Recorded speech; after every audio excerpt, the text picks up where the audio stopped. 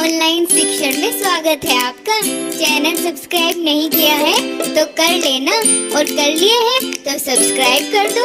घंटी का बटन दबाना बिल्कुल मत भूलना, और जल्दी से नोटबुक लेके बैठ जाओ। साथ साथ नोट्स भी बनाना है, पेपर में अच्छे नंबर लाना है। तो चलो आज के टॉपिक की करते हैं धमाकेदार शुरुआत। हेलो फ्रेंड्स, कैसे हैं आप लोग। विज्ञान की इस आज की कक्षा में हम पढ़ेंगे मापन में प्रयुक्त होने वाले कुछ उपकरण जो हमारे एग्जाम की दृष्टि से काफ़ी महत्वपूर्ण हैं। जिस तरह से रेन गेज, थर्मामीटर और ऊर्ध्वपातन एवं वर्नियर कैलिपर्स, ये कुछ उपकरण हैं जो हमारे एग्जाम में पूछे जाते हैं। हालांकि कई बार इनका चित्र भी बनाने के लिए आपको दे दिया जाता है 2 नंबर में। तो दोस्तों सब कुछ सीखेंगे आज की इस वीडियो में। बहुत ही अच्छी वीडियो जाने वाली है और आपको सब कुछ बहुत अच्छे से समझ आने वाला है।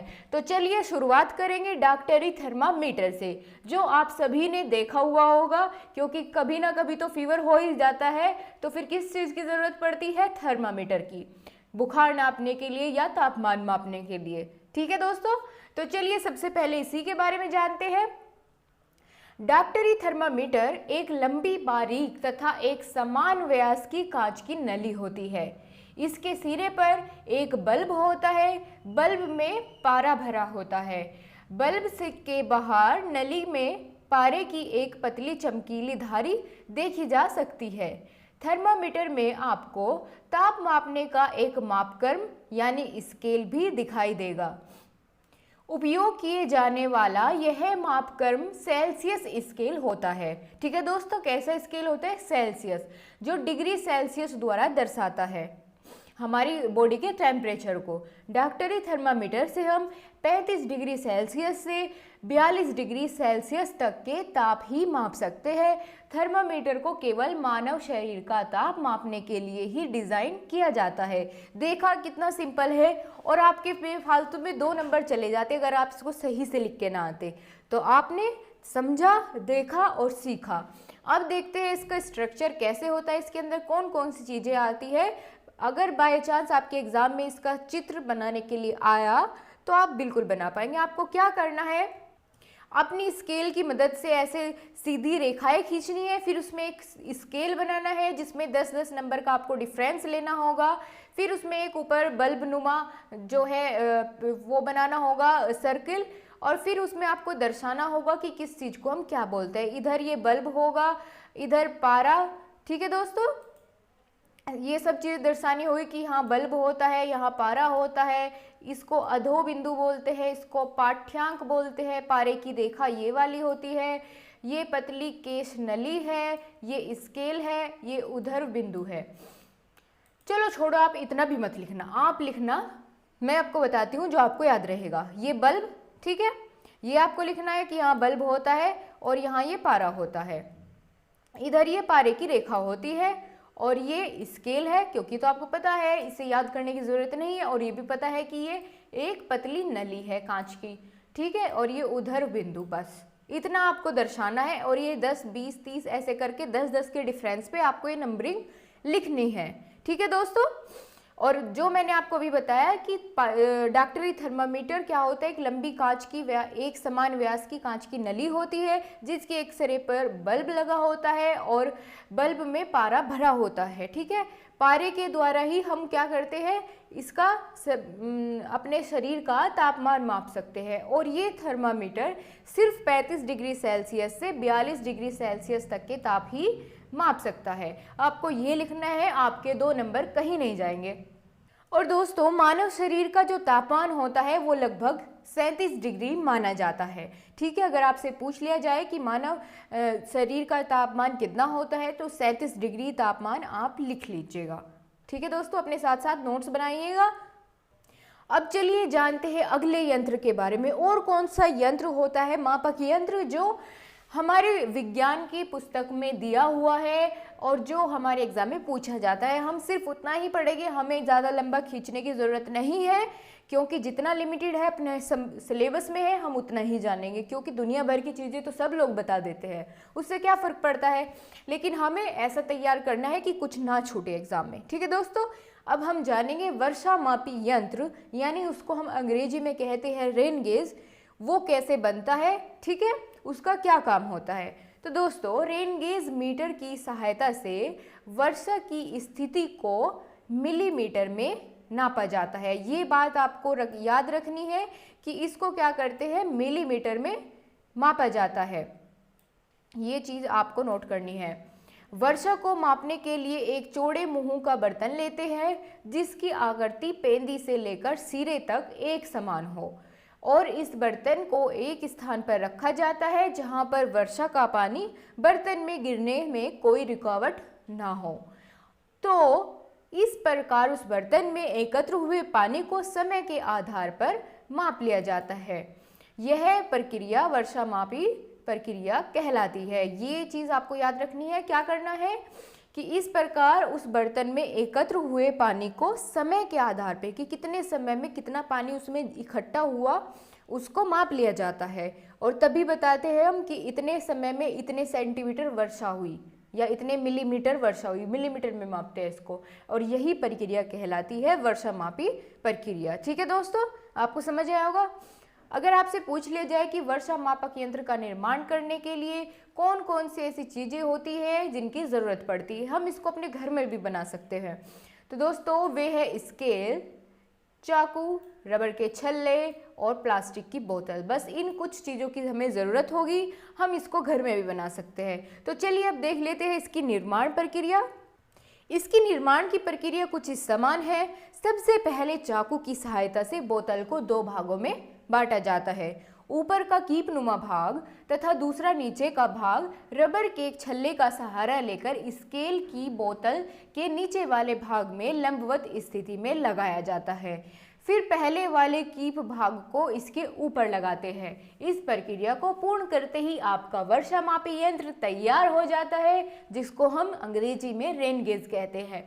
तो चलिए, अब आपको ख्याली पुलाव पकाने से अच्छा है मैं आपको दिखा ही दूँ किस तरह का दिखने में होता है वर्षा मापी यंत्र। उससे आपको ये ज्ञान स्थायी रहेगा या ये चीज़ें आप नहीं भूलोगे। ये देखिए, आपके सामने कुछ इस प्रकार है कि पहले बोतल को दो हिस्सों में डिवाइड किया। ऊपर वाली का जो इस तरह का हिस्सा होता है उसको कीपनुमा भाग को इस तरह से उसके अंदर डालते हैं, और जहाँ पर वर्षा उसके अंदर एकत्र होने में कोई दिक्कत ना हो ऐसे स्थान पर उसको रख दिया जाता है, और फिर समय के आधार पर जितनी बारिश होती है उसको माप लिया जाता है। और किस चीज़ में मापी जाती है ये वर्षा? मिलीमीटर में। ये चीज़ आपको बिल्कुल डेफिनेटली याद रखनी है क्योंकि ये मल्टीपल चॉइस क्वेश्चन बन जाता है। ठीक है दोस्तों, मिलीमीटर में मापी जाती है वर्षा मापक यंत्र द्वारा वर्षा। ठीक है दोस्तों, तो चलिए अब देखते हैं अगला हमारा मापक यंत्र कौन सा होने वाला है।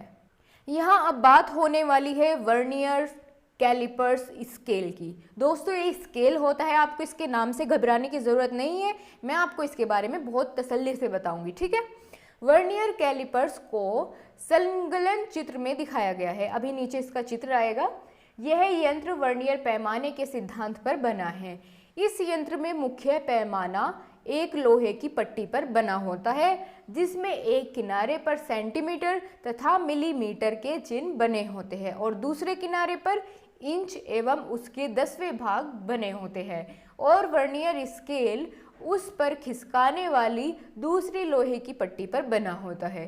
ज़्यादातर वर्नियर स्केल के 10 भाग लंबाई में मुख्य स्केल के 9 भागों के बराबर होते हैं। मुख्य स्केल और वर्नियर के बाईं तरफ के सिरों पर दो भुजाएं लंबाई के साथ समकोण बनाती हुई लगी होती है। भुजाओं के सिरे ए बी बाहरी मोटाई नापने के लिए, सी डी किसी खोखली वस्तु का भीतरी व्यास मापने के लिए होते हैं। ए बी तथा सी सिरे यंत्र के जबड़े कहलाते हैं। ठीक है, पट्टी एक्स किसी बर्तन की गहराई नापने के लिए होती है। जिस समय ए और बी तथा डी एक दूसरे को स्पर्श करते हैं उस समय मुख्य स्केल और वर्नियर दोनों के शून्य चिन्ह एक सीध में होते हैं, परंतु कभी कभी मुख्य स्केल और वर्नियर के दोनों शून्य बिल्कुल एक सीध में नहीं होते बल्कि उनमें कुछ अंतर रह जाता है। दोनों के इस अंतर को शून्यांक त्रुटि कहते हैं। यह वर्नियर की सहायता से पढ़ ली जाती है। वर्नियर कैलिपर्स के नाप शुरू करने से पहले शून्यांक त्रुटि को पढ़ना अत्यंत आवश्यक है। दोस्तों, आपके एग्जाम में जो बहुत बार क्वेश्चन पूछा गया है वो है शून्यांक त्रुटि क्या होता है। ठीक है, अब आप यही समझिए सबसे पहले कि क्या होता है कि जब मुख्य स्केल और उसका जो वर्नियर स्केल होता है, दो स्केल होते हैं, एक तो मुख्य स्केल, एक वर्नियर स्केल, जो हम अभी ऊपर से डिस्कस करते हुए आ रहे हैं कि उस समय क्या होता है, मुख्य स्केल और वर्नियर स्केल दोनों के शून्य चिन्ह एक सीध में होते हैं। परंतु क्या होता है, कभी कभी मुख्य स्केल और वर्नियर दोनों के शून्य बिल्कुल एक सीध में नहीं होते। ठीक है, क्या होता है, कभी कभी इन दोनों स्केल के पैमाने के शून्य मतलब 0 जो होता है स्केल पे लिखा हुआ, वो एक सीध में नहीं होता, बल्कि उनमें थोड़ा बहुत डिफरेंस रह जाता है। तो जो अंतर इन दोनों पैमानों के बीच में रहता है, उस अंतर को बोलते हैं शून्यांक त्रुटि। अब आपको क्लियर हुआ? दोनों स्केल के शून्य के बीच में जो अंतर रह जाता है उसको बोलते हैं शून्यांक त्रुटि। ठीक है दोस्तों, अब आपको बिल्कुल क्लियर हो गया होगा। अब चलिए, अब हम देखेंगे किस तरह का दिखने में होता है वर्नियर कैलिपर्स स्केल। तो ये आपके सामने कुछ इस प्रकार है। ये दो पैमाने हैं जिनकी हम इतनी देर से बात कर रहे थे। एक तो ये वाला होता है मुख्य पैमाना, एक होता है वर्नियर पैमाना। और अब आप देखेंगे कि ये इसका वो भाग है जो शून्यांक त्रुटि वाला भाग इन्होंने कहा है। इन दोनों के बीच में कभी कभी कुछ अंतर रह जाता है। ठीक है, वर्नियर कैलिपर्स के और मुख्य पैमाने के स्केल के बीच में कभी कभी यहाँ एक सीध में नहीं आ पाते इनके 0। ठीक है, तो उस डिफरेंस को, उस अंतर को कहते हैं शून्यांक त्रुटि। अब आपको क्लियर हुआ? और जो हम ऊपर पढ़ रहे थे कि इस एक्स स्केल मापने के लिए होता है, इसके इंच में मापा जाता है, ये सब चीज़ आपके सामने दर्शाई गई है। ठीक है दोस्तों, अब एक बार इसको क्लियर कर लेते हैं। देख लो, ये आपके एग्जाम में पूछा हुआ प्रश्न है, बीटीसी 2015 में भी ये आ चुका है। वर्नियर कैलिपर्स में शून्यांक त्रुटि को परिभाषित कीजिए। एक बार फिर से इसको बिल्कुल क्लियर कर लिए, कहीं गलती की गुंजाइश नहीं होनी चाहिए। ठीक है दोस्तों, तो वर्नियर कैलिपर्स में पट्टी एक्स किसी बर्तन की गहराई मापने के लिए होती है। अभी आपको मैं ऊपर लेके चलती हूँ, उसके थ्रू ही समझाऊंगी आपको दिखाकर, कैलिपर्स के थ्रू। हाँ जी, तो इन्होंने क्या कहा कि जो एक्स होती है पट्टी, ये किसी बर्तन की गहराई को मापने के लिए होती है जिस समय ए बी तथा सी डी, ए बी और सी डी, ठीक है, एक दूसरे को स्पर्श करते हैं। ये एक ही तरफ जा रहे हैं, तो ये जब एक दूसरे को स्पर्श करते हैं उस समय मुख्य स्केल और वर्नियर स्केल के शून्य एक ही सीध में होते हैं। माना कि यहाँ, ठीक है, ये शून्य एक सीध में होते हैं। परंतु कभी कभी मुख्य स्केल और वर्नियर स्केल दोनों के शून्य बिल्कुल एक सीध में नहीं हो पाते।